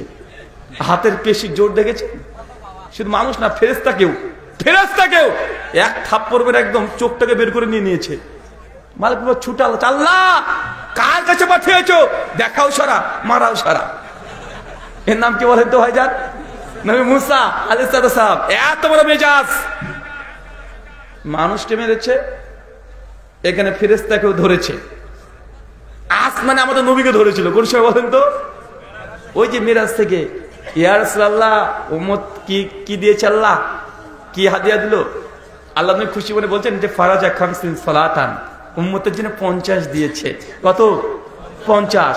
মুসা যান, ফিরে যান, ইলা রাব্বিক, রবের কাছে যান, আপনার উম্মত এত নামাজ পড়তে পারবে না, যান ফিরে যান। আল্লাহ নবী চলে যায়, আবার ফিরে আসে, যায় আসে, বারবার যেতে থাকতে আসে। শেষে বলছে আর 5 আছে, সে বুখারী 349 নম্বর হাদিস। আল্লাহ নবীকে বলছেন যার কত আছে? বলছে 5। মুসা নবী বলছে আবার যান, উম্মত পারবে না। আল্লাহ নবী বলছে যে আমি আর যেতে পারবো না, লজ্জা লাগছে যে আমার উম্মত 50 এই 5 সালাত আদায় করতে পারবে না। আল্লাহ জানিয়ে দিলেন যাও, তোমার উম্মত যদি 5 ওয়াক্ত নামাজকে হেফাজত করে, আমি আল্লাহ তাকে 50 ওয়াক্তের ফজিলত দিয়ে দেবো। কিন্তু মুসা ইসলামের কথা যদি আর একবার আমাদের নবী শুনতেন, 50 5 হয়ে যারা একবার যদি শুনতেন, তো সে জুমাটা থাকলেই বেটার, 5 বার জুমা বেশি ভালো হতো না? এই দেখেন এরকম হাল ধরছে, মানে এরা মুসিবতে আছে 5 ওয়াক্ত নিয়ে। আসমানে দেখেন কাকে ধরেছে এবার বলেন তো? নবীকে। দুনিয়াতে মানুষ, ফেরেশতা, আসমানে নবী, বাকি আর কে আছে? এবার আল্লাহ আছে। আল্লাহ তোমাকে এবার দেখবো। সবাইকে দেখা হয়েছে, এবার বলছে আল্লাহ আমি তোমাকে দেখবো। আল্লাহ মুসা তুমি আমাকে বিশ্বাস করো না? আল্লাহ আমি তো বিশ্বাস করি, তুমি দেখতে চাই তোমাকে। আল্লাহ হচ্ছে মুসা দেখতে পাবে না। না আল্লাহ আমি দেখতে চাই। ইমানের ইয়াকিন আরো বেশি করতে চাই, তোমার দর্শন লাভ করতে চাই। দেখছি মুসা জেদ করে চলে যায়। আল্লাহ বলছেন সূরা আরাফ 143 নম্বর আয়াত, লান তারানি, মুসা কখনো আমাকে তুমি দেখতে পাবে না। তারপরে মুসা আসলাম জেদ করে, আল্লাহ তোমাকে দেখবো, তোমাকে দেখতে চাই, দর্শন পেতে চাই। দেখবেন অনেক সময় বাবার কাছে ছেলেরা আবদার করে, শীতের সময় ছেলে বলছে আব্বা বল আইসক্রিম খাবো, শীতের সময় আইসক্রিম খাবে না, আব্বা আইসক্রিম খাবে, ঠান্ডা লেগে যাবে, আব্বা আমাকে আইসক্রিম দাও, আরে ঠান্ডা লেগে যাবে। ছেলে বলছে আব্বা সোয়েটার পরে তাহলে খাবো, মানে সোয়েটার পরে আইসক্রিম খাবে, ছেলেটা বুঝেছে। তো মুসা নবীকে আল্লাহ বারবার বলছে লান তারানি, তুমি দেখতে পাবে না। তারপর যখন শুনে আচ্ছা ঠিক আছে তুমি এসো, তোর পারে কাছে এসেছে, অমনি যখন আল্লাহ সুবহানাহু ওয়া তাআলা যে নূরের তাজাল্লি দেখে মুসা উল্টে পড়ে গেছে, স্থির থাকতে পারছে না। অথচ পীর সাহেব নাকি মাঝে মধ্যে আল্লাহর সাথে দিদার করে। আমরা গাঁজা খাই ভাই, আমরা গাঁজা খাই, তাদের বিশ্বাস করছি না। অথবা ওদের যে গাঁজা আছে, গাঁজাও না রে ভাই, গাঁজা ছাড়া কে এইসব জিনিস লিখতে পারে? এই যে কয়দিন আগে দেওয়ানবাগি ওই যে লিখেছিল, একটা বক্তব্য দিয়েছিল, ইউটিউবে এখনো আছে। কোন সময় জানেন? রোহিঙ্গা মুসলিমের উপরে যখন নির্যাতন করা হচ্ছে, তখন তার মুরিদ বলছে যে পীর সাহেব মুসলিম ভাইদের উপরে তো আক্রমণ হচ্ছে, সবাই সব রকম প্রতিবাদ করছে, আমাদের কি করণীয় এই পরিস্থিতিতে? পীর সাহেব দেওয়ানবাগি মানুষ তো না, হাতির বাচ্চা, 4-5 জন মিলে একজন মানুষ। ও তখন বলছে আরে গত রাত্রিতে আমি আল্লাহর সঙ্গে মিটিং করেছি, আল্লাহ বলেছে ইন্নাল্লাহা মা'আস সাবিরিন, তুমি ধৈর্য ধারণ করো, আমি তোর সঙ্গে আছি, কোনো সমস্যা নাই, সব আল্লাহ ঠিক করে দিবে। মানে আপনার দেওয়ানবাগি এ গাঁজাখোর এ কথা বলেছিল না? আরে আল্লাহকে দেখা যায় না, কিন্তু তারপরে গোটা বিশ্বজগতের পীর সাহেবের দরবারে মানুষ যাচ্ছে, আল্লাহকে দেখা যায়। পীরকে তখন এক মুরিদ এসে বলছে পীর সাহেব আপনি নাকি আল্লাহকে দেখেছেন? জি দেখেছি। বলছে আমাকে দেখাতে পারবেন? সে বিপদ এবার রে ভাই, এবার তো বিপদ। তো পীর সাহেব বলছে ঠিক আছে কোনো সমস্যা নাই, আসিস আল্লাহকে দেখিয়ে দেব। পীর সাহেব এসেছে, অন্ধকার রাত্রিতে আসবি, একটু অন্ধকার রাত্রিতে। ঠিক আছে, অন্ধকার রাত্রিতে মুরিদ চলে এসেছে, আল্লাহকে দেখবে আজকে। পীর সাহেব তখন বলছে ঠিক আছে ওই দিকে তাকা। মুসা নবী যেমন গাছের ফাঁক দিয়ে এটা কে ছিল, তো ওইভাবে গাছের মধ্যে তাকাবি। তবে শোন, যদি তুই পাপিষ্ট হোস, আর তুই যদি বেজন্ম বুঝেন তো আবার, মানে তুই যদি হালাল জাদা না হয়ে হারাম জাদা হোস, তাহলে কিন্তু তুই আল্লাহকে দেখতে পাবি না। আল্লাহ পাক এবং পবিত্র, অপবিত্র কোন চোখে আল্লাহ কাউকে দর্শন দেয় না। এখন মুরিদ পরিচয় বিপদে, বলছে আল্লাহ পাক এবং পবিত্র, আল্লাহ নাপাক চোখ দিয়ে কাউকে দেখতে দেবে না।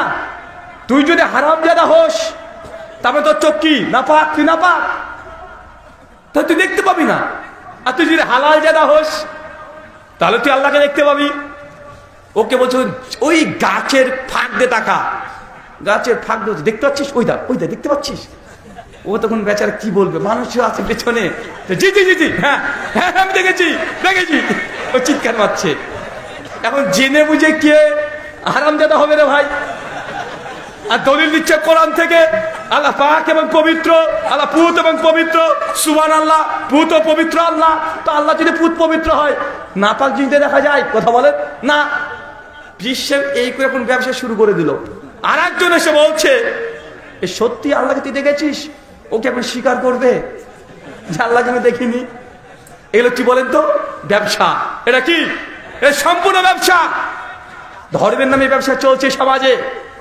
শুধু যে ধর্মের মধ্যে আছে এমনটা নয়, বাহ্যিক জগতেও এমন হাজারো ভুল আছে যেটা সমাজে চলছে। চাচা না, চাচা না, যুবক তরুণ যারা আছো, কে কে বিয়ে করেন একটু হাত তোলেন তো। মাশাআল্লাহ, এতগুলো মিসকিন, সব গরিব রে ভাই, হাত নামান। এতগুলো গরিব, গোটা শীত শেষ, বিয়ের সাথে কিছু নেই, দোয়া করতে হবে না? আচ্ছা ঠিক আছে, শেষে একটা তাবিজ দিয়ে দেবো ইনশাল্লাহ। ও তাবিজ দিয়ে দেবেন, কাজ হয়ে যাবে, কোনো সমস্যা নাই। পীর সাহেব যদি আল্লাহকে দেখাতে পারে আমি বিয়ে হওয়ার তাবিজ দিতে পারবো না? কে বলতে পারবো না? হয়ে যাবে। আচ্ছা, গত 2 দিন আগে 25 তারিখ, 25 ডিসেম্বর কি দিন? আরে আরো জোরে বলেন। বড়দিন, মাশাআল্লাহ। আচ্ছা একটু বুদ্ধি খাটিয়ে বলেন তো, টাইমের দিক থেকে সবচেয়ে বড় দিন কয় তারিখ? 21 অথবা 22 জুন। কেন? প্রায় 14 ঘন্টা দিন থাকে, রাত ছোট হয়। আর সবচেয়ে ছোট দিন কয় তারিখ? 21-22 ডিসেম্বর। তো 25 ডিসেম্বর দিন ছোট না বড়? দিন তো ছোট। বাঙালি বলছে বড় দিন রে ভাই। চাচার মাথার বুদ্ধি গেছে না? চাচা আপনার বুঝায় একটু। চাচা বলেন তো, শীতের সময় দিন ছোট না বড় হয়? শীতের সময় দিন ছোট না বড়? শীতের সময় দিন ছোট, রাত হয় অনেক বড়। আর গরমের সময়, গরমে কি হয়? দিন বড়, রাত ছোট। তখন তো ডিসেম্বর শীতের সময়, এখন দিন ছোট না রাত ছোট? আর এখন দিন ছোট, তো 25 ডিসেম্বর বড় দিন হয় কিভাবে রে ভাই? এটা ছোট দিন, মানুষ বলছে বড় দিন। চাচা এই মাঠ ক্ষেত খামারে যখন আপনার গরু চড়তো, গরু গাভী, মাঝে মধ্যে একটা সাপ আসতো, এসে আপনার গরু দুধ খেয়ে পালিয়ে যেত, ওই সাপটার নাম কি? আরো জোরে। ডোরাস সাপ। হ্যাঁ, দুধরাস। ও আচ্ছা আচ্ছা আচ্ছা, হলো ও ধরেন তাহেরি সাপ, সমস্যা নেই। ও পীর সাপ, তাহেরি সাপ সব একই ব্যাপার। ও ডুরাস সাপ না কি যেটা আছে আছে। আচ্ছা চাচা, ওই সাপ মাঝে মধ্যে এসে এই গ্রাম মাঠ থেকে দুধ খেয়ে পালিয়ে যেত না? হ্যাঁ, খেত কি খেত না? আরে বলেন না ভাই, খেয়েছো তো অনেক, খাই নাই? অথচ বিজ্ঞান সায়েন্স বলছে সাপ দুধই খেতে পারে না। আমার কথা বিশ্বাস না হলে এখনই আপনি গুগল মামা দামাত বারকাতুম আলিয়াকে একটু প্রশ্ন করে দেখেন, অথবা চ্যাট জিপিটি হাফেজাহুল্লাহকে প্রশ্ন করেন, দেখুন এখন আপনি অ্যান্সার পেয়ে যাবেন। পাবেন কি পাবেন না? কথা বলেন। এখন লিখেন সাপ কি দুধ খায়? আর সাপ দুধ খায় না, ও দুধ খেতে পারে না। কারণ দুধ খেয়ে হজম করতে হলে শরীরে যে এনজাইম দরকার, সাপের শরীরে সে এনজাইম নাই। সাপকে যদি জোর করে যদি দুধ খাওয়াই দেন, বেচার 7-8 ঘন্টা পর চিটপটাং, ও বেঁচে থাকবে না, মারা যাবে। কিন্তু আপনি এখন সাপকে প্রতিদিন দুধ খাওয়াচ্ছেন, ও তো ডরার সাপ এসে খেয়ে গেছে। মা মনসা হিন্দুদের, উনি হচ্ছেন দেবী। কিসের? বাইরে সাপ টাপ আসলে মনসা পূজা দিলে সাপ পালিয়ে যায়। আগে গ্রাম বাংলায় দেখা যেত না মনসা পূজা, তো সাপকে তারাও দুধ খাওয়ায়। অথচ গোটা বিশ্ব জগতের সায়েন্স বিজ্ঞান একমত, সাপ এক ফোঁটা দুধ খেতে পারবে না। দেখবেন আগে সাপ উড়িয়ে আসতো, একটা বিন বাজাতো, বিন বাজে বাজে বাজে বাজে সাপ নাকি ধরতো। অথচ সাপের কানই নাই, শুনতেই পায় না, ও শুনতেই পায় না। কিন্তু মানুষ এইভাবে ব্যবসা করছে, এটা সাপুরের ব্যবসা। কিসের ব্যবসা কথা বলেন? সাপুরের ব্যবসা। ও ব্যবসা করছে 25 ডিসেম্বর খ্রিস্টান পণ্ডিতরা ব্যবসা করছে। আচ্ছা 14 ফেব্রুয়ারি কি জানো গো? হ্যাঁ, ভ্যালেন্টাইন ডে, তাই তো? আচ্ছা 14 ফেব্রুয়ারি ভ্যালেন্টাইন ডে, এটা বাংলায় কি? হ্যাঁ, ভালোবাসা দিবস। 14 ফেব্রুয়ারি ভালোবাসা দিবস, এটা ইংলিশে যে ভ্যালেন্টাইন ডে। আচ্ছা আমাকে একটু বুঝিয়ে বলেন তো, পৃথিবীর কোন ডিকশনারিতে আছে কথা ভ্যালেন্টাইন ডে বাংলাতে ভালোবাসা দিবস? আরে বুঝতেই পারেন আমার কথা, এরা মনে হয় এখনো। আরে ভালোবাসা দিবসের ইংলিশ কি হয়? লাভ ডে, বা ওয়ার্ল্ড লাভ ডে, বা ন্যাশনাল লাভ ডে। ভ্যালেন্টাইন ডে এর বাংলা ভালোবাসা দিবস, এটা হয় কিভাবে? হয় কি কথা বলেন না? কিন্তু ভ্যালেন্টাইন ডে বাংলাতে ভালোবাসা দিবস। মানে সব জায়গাতে একটু একটু করে ঘা ঢুকিয়ে রেখে দিয়েছে, সব জায়গাতে প্রচলিত প্রকৃত ঢুকে বসে আছে। হিন্দুদের মধ্যেও আছে, যাদেরটাকে দেখলাম সাপ, এই সাপকে নিয়ে তারা ব্যবসা করছে। কারণ সাপ হচ্ছে দেবী, ওই সাপের ভয়ে মানুষ কুইন্টাল কুইন্টাল দুধ মন্দিরে দিয়ে যায়। ওই দুধ আবার ওই ঠাকুর পুরোহিত বিক্রি করে বাড়ি গাড়ি করছে। কথা বুঝতে পারলেন না? খ্রিস্টানরা 25 ডিসেম্বর উৎসব করছে, লাখ লাখ কোটি কোটি টাকার কেক, সান্টা ক্লজ, বিভিন্ন জিনিস তারা করছে, ব্যবসা করছে। মুসলমান আমরাও আছি, আছি না? কথা বলেন। এটা তো 14 ফেব্রুয়ারি যুবকরা বলে ভ্যালেন্টাইন ডে। আচ্ছা নাস্তিকদের মধ্যে সমস্যা আছে, ওরা বলে এক করে আর এক, দেখবেন। আচ্ছা বৈশাখ মাস আসলে নাস্তিকরা কি বলে? এসো হে বৈশাখ এসো। ও ডাকে না? ও বলছে অনেক সুশীল, অনেক বিজ্ঞান বুঝাবো। ও বেটা অনেক বিজ্ঞান মনস্ক, আর আমরা বিজ্ঞান বুঝি না। এই জন্য বৈশাখ মাসে আসলে ডাকে এসো হে বৈশাখ এসো, চিৎকার মারছে। এই বেটা তুই কেন, তোর 14 গোষ্ঠী যদি বৈশাখকে ডাকিস আয় আয়, 1 সেকেন্ড আগে আসবে? তো তুই বিজ্ঞানে কি বুঝলি রে বেটা? তুই একটু আগে বললি অনেক, তুই বিজ্ঞান মানুষকে অনেক বিজ্ঞান বুঝিস, বলে বৈশাখকে ডাকছে। আরে বেটা যদি বৈশাখীকে ডাকতো তাহলে চান্স ছিল কোন মেয়ের নাম যদি বৈশাখী হতো, ও ডাকে চলে আসতো। এ বৈশাখকে ডাকছে, আছে না? নাই কথা বলেন। আছে। আল্লাহ সুবহানাহু ওয়া তাআলা গোটা বিশ্ব জগতে মানুষের মধ্যে যে কুসংস্কার, ভুল ধারণা এটা আছে, এখান থেকে আমাদেরকে বের হবার তুই তৌফিক দান করো। সকলে পড়ি আল্লাহুম্মা আমিন। সম্মানিত সুধী, মুসলিম উম্মার মধ্যে প্রচলিত এবং প্রকৃত অজস্র আছে। একটা মাসালা নিয়ে আলোচনা করি। আচ্ছা সামনে রমজান আসছে, আপনারা ফিতরা কি দিয়ে দেন? খাবার না টাকা? কি দিয়ে? খাবার। টাকা দেন না? কোনটা বেশি ভালো, খাবার না টাকা? খাবার দেয়া ভালো। কেন?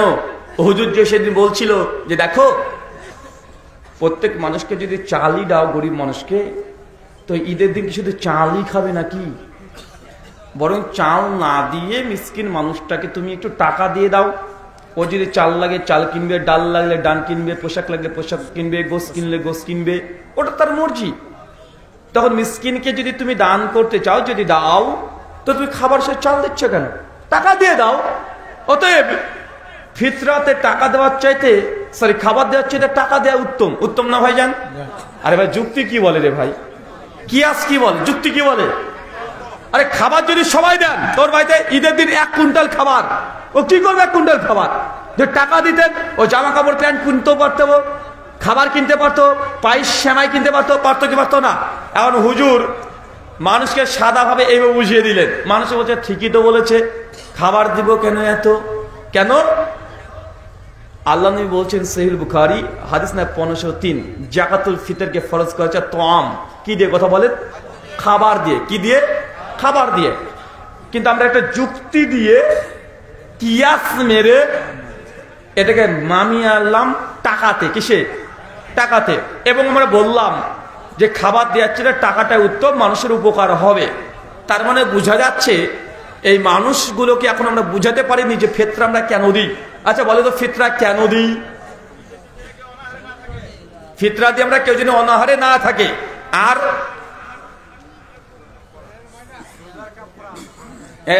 মূল উদ্দেশ্য ফিতরার কি?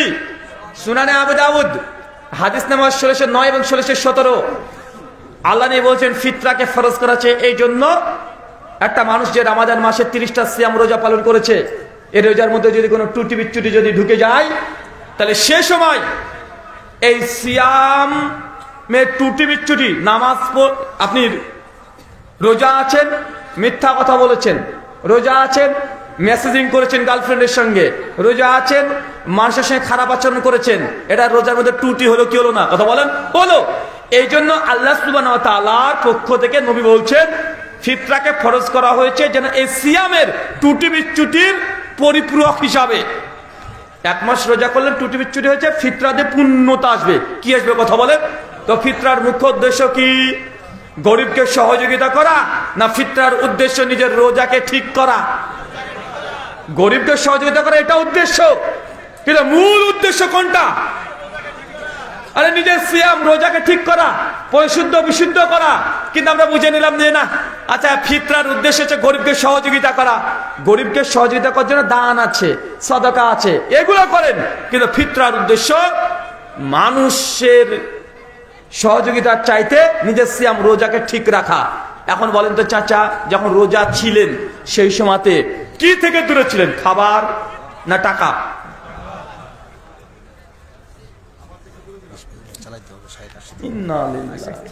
কি যে কয়,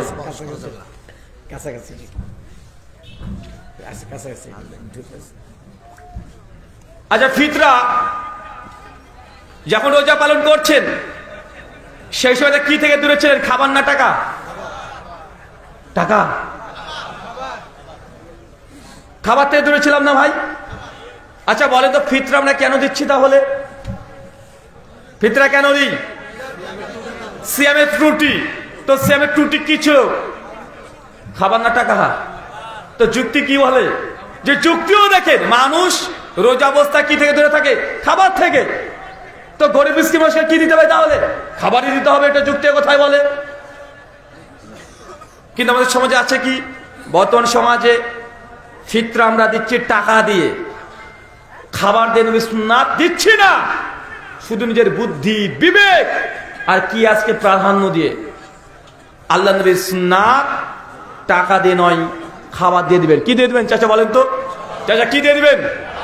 খাবার দিয়ে ইনশাআল্লাহ। এখানে একটা কথা বলে রাখি তাহলে, আবার রমজান মাস আসলে অনেকে আমাদেরকে বলে যে আহলে হাদিস এরা নামাজ চোর, বলেন না ভাইজান?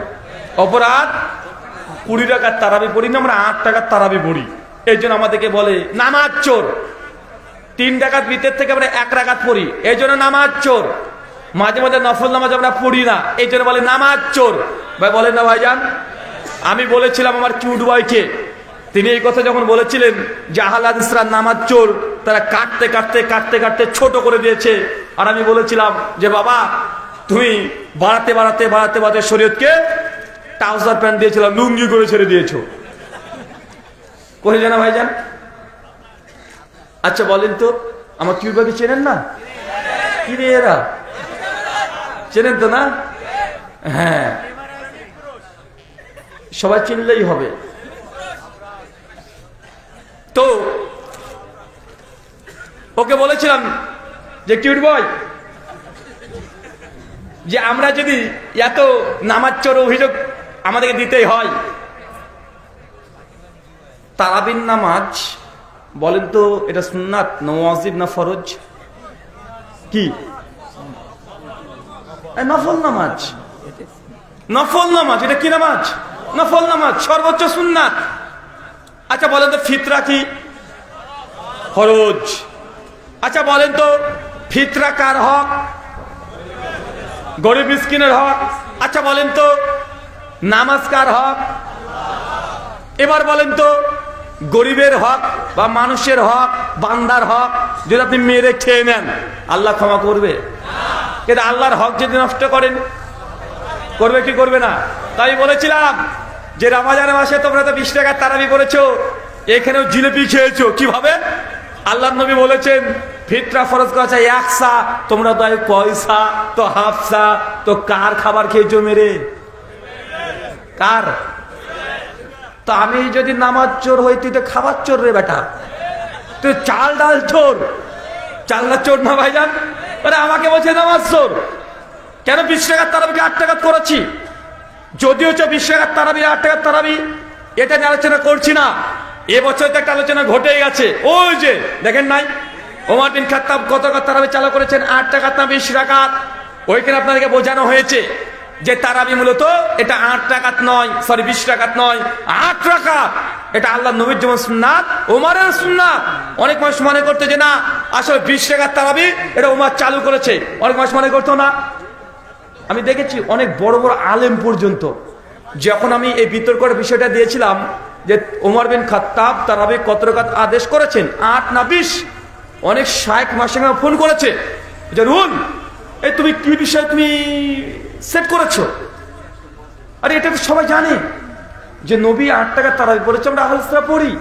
ওমর তো 20 টাকা চালু করেছে, তাহানাফিরা ওমরের আমলটা পড়ছে, তো এই বিষয়ে ডিবেট করার কি আছে? আমি তখন আকাশ থেকে বলছি, বলে কি রে ভাই? আর অধিকাংশ আহলে হাদিসরা এটাই মনে করতো যে আল্লাহ নবী 8 টাকার তারাবি সুন্নাত নবীর, আর ওমর চালু করেছে 20 টাকা। ভাই মানুষ মনে করতো না? তার জন্য আমি এই পয়েন্টটাকে নিয়েছি, তারাবি কত টাকা সুন্নাত এটা নয়, কারণ সবাই মানে নবী 8 টাকাতে তারাবি পড়েছেন। কি সমস্যা? ওমর বিন খাত্তাব কত টাকাতে আদেশ করেছিলেন? 20 টাকা না 8 টাকা? 8 টাকা ওমর বিন খাত্তাব চালু করেছিলেন, নির্দেশ তিনি 8-এরই দিয়েছেন, 20-এর দেন নাই। সে আলোচনাতে দেখেছেন না দলিল প্রমাণ? ওই দলিল প্রমাণ নিয়ে আলোচনা করতে চায় না।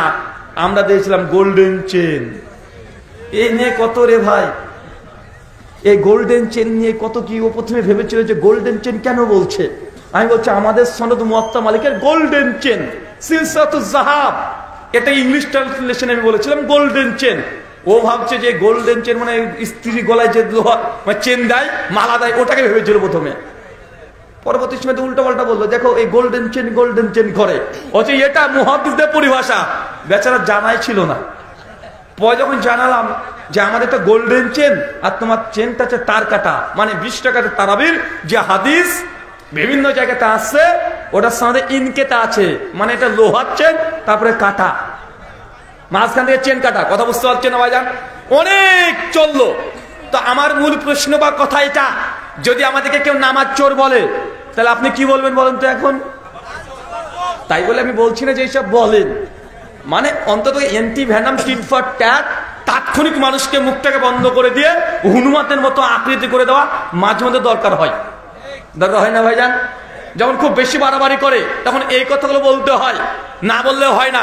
কিছুদিন আগে আমি দেখছিলাম যে আমাদের কিউট বয় তালাকের মাসালা বোঝাচ্ছে। কিসের মাসালা বলেন তো? তালাকের মাসালা। কিসের তালাক? আচ্ছা, যারা যারা বিয়ে করেন মিসকিন, আবার হাত তুলেন তো দেখি একটু। এইগুলো না, মাশাআল্লাহ, হাত নামিয়ে দেন। আচ্ছা, কে কে বিয়ে করেছেন একবার হাত তোলেন তো। মাশাআল্লাহ। ওরে বাবা, চাচা 2 হাত তুলেছে। চাচা চাচি কি 2টা নাকি? হ্যাঁ, 2টা। নামান, চাচা এখনো তুলে রেখেছে। চাচা খবরদার 2 হাত তুলেন না। শাশি যদি কেমন একবার দেখে আপনাকে, বাড়িতে খবর আছে, বুঝলেন, তুই 2 হাত তুলে দেখে, সবাই 1 হাত তুলেছে, তোমার কি আর একটা আছে নাকি? এই রিস্ক নিয়েন না, একটাই তুলেন। আচ্ছা জি, তালাকের জি, ওকে, তালাকের একটা সংক্ষিপ্ত বিষয় বলে দিই। তালাক প্রসঙ্গে 3 তালাক, 1 তালাক, 3 তালাক বলেন তো। আমার চুর ভাই বলছে যে একটা মাসে 1 বার মারলাম, 2 বার মারলাম, 3 বার মারলাম, বলেন তো কটা মেরেছি? তো 3টা। তাহলে বলে 1টা। কেন 3 বার তালাক দিলে 1 বার তালাক কেন বলে? এটা যে বুঝে মানুষকে যুক্তি তো ঠিকই বলেছে, মারলাম 3টা, লাগবে 1টা। তাহলে 3 বার তালাক দিও 1টা হয়। আমি তো কি বলেছিলাম, বিক্রি হয় বিয়ে যখন করেছিলেন বউটাকে বিয়ে দিন কবুল করবার বলেছেন, দেখা শাশুকে কবুল কয়বার বলছেন? একবার না তিনবার? একবার না তিনবার? বিয়ে কবে হচ্ছে? একবার না তিনবার? এটা দেখো তো এক মসজিদে তিনবার যদি কবুল করে একবার বিয়ে হয়, তো এক মসজিদে 3 মাস যদি তালাক দেন তার কয়বার হবে? একবার। আল্লাহ সুবহানাহু ওয়া তাআলা আমাদের তৌফিক দান করুন। আমিন। শুকরিয়া। জাযাকাল্লাহু খাইরান। বারাকাল্লাহু ফিকুম। ওয়া মা আলাইনা ইল্লাল বালাগ। আসসালামু আলাইকুম ওয়া রাহমাতুল্লাহ।